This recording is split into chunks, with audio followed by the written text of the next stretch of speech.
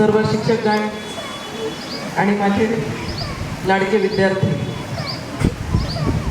आज इथे सोमेश्वर विद्यालय या ठिकाणी 10वी आणि 12वीच्या गुणवंत विद्यार्थ्यांचा सत्कार सोहळा थोड्याच वेळात पार पडलेला आहे आणि या सत्कारासाठी मला इथे बोलवण्यात आलेलं आहे.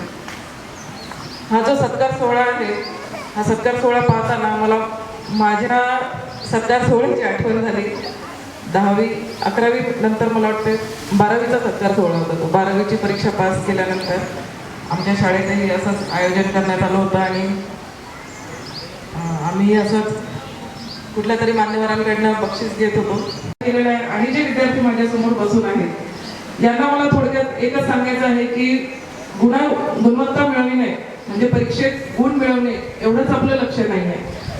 आपण परीक्षा पास करतो, पुढच्या वर्गात जातो, पुन्हा 10वी येते, 10वी पास होतो, पुन्हा आपल्याला सांगण्यात येतं की आता हा छोटा डोंगर पार केला बरं का तुम्ही, त्याच्यानंतर एक मोठा डोंगर आहे आणि तो म्हणजे कुठला? 12वीचा. 12वी पास झाल्यावर थांबतो का तिथे? नाही. काय असतं 12वी पास झाल्यावर? सांगा. त्याच्या पुढे तुम्हाला ग्रॅज्युएशन करायचं असते आणि ग्रॅज्युएशन केल्यावर थांबतं का? नाही. तर म्हणजे आपले आजी आजोबा वगैरे जेव्हा असायचे तेव्हा ते 7वी किंवा 10वी पास झाले तरी त्यांना घरी बोलवायला यायचं की या तुम्ही शाळेत शिकवायला या, ही नोकरी तुमच्यासाठी आहे, असं त्यांना कॉल यायचा. आता येतो का? नाही. तर आता आपल्याला प्रत्येकाला काय करायचं असते? कॉम्पिटिशन फेस करायची असते आणि खूप मोठ्या कॉम्पिटेटिव्ह एक्झाम पास करायचे असतात. त्यानुसार आपल्याला गुणवत्ता प्राप्त करू पास करतात आणि चांगल्या ठिकाणी तुमचं प्लेसमेंट होतं.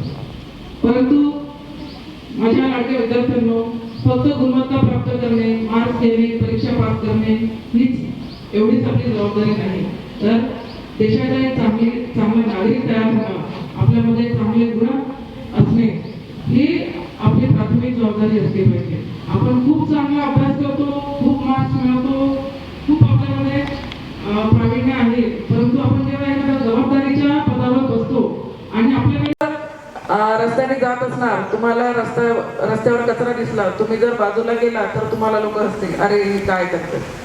पुन्हा जर तुम्ही शिस्तीत कुठे रांगेत उभे राहिला तर तुम्हाला लोक म्हणतील अरे ही काय वेडी आहे. आणि खरंच तुम्ही शिस्तीत रांगेत उभं राहिला तर बाकी लोक इतके आपण महत्व सिद्ध करू शकलो असं मी मानेन.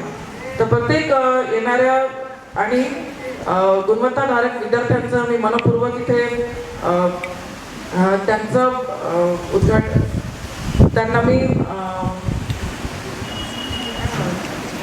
त्यांचं मी अभिनंदन करते, त्यांना मी शुभेच्छा देते आणि तुमच्या या सगळ्या छोट्या छोट्या मुलांना एकच सांगते की आजपासून जे आपण शिकलेलो आहे ते आपण पाळणार की नाही?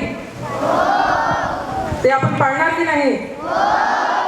आपल्या जे शिक्षकांनी शिकवलेलं आहे ते आपण स्वतःमध्ये रुजवायचं आहे आणि आपल्या अंगामध्ये ते गुण आणायचे आहेत आणि प्रत्येक ठिकाणी वावरताना या गुणांना सोबत घेऊन जायचं आहे. देशाचा एक चांगला नागरिक घडवणे हे आपलं काम आहे आणि प्रत्येक पालकांचं आणि शिक्षकांचं ते कर्तव्य आहे. सर्व विद्यार्थ्यांना मी खूप खूप शुभेच्छा देते आणि माझे 2 शब्द थांबवते. धन्यवाद.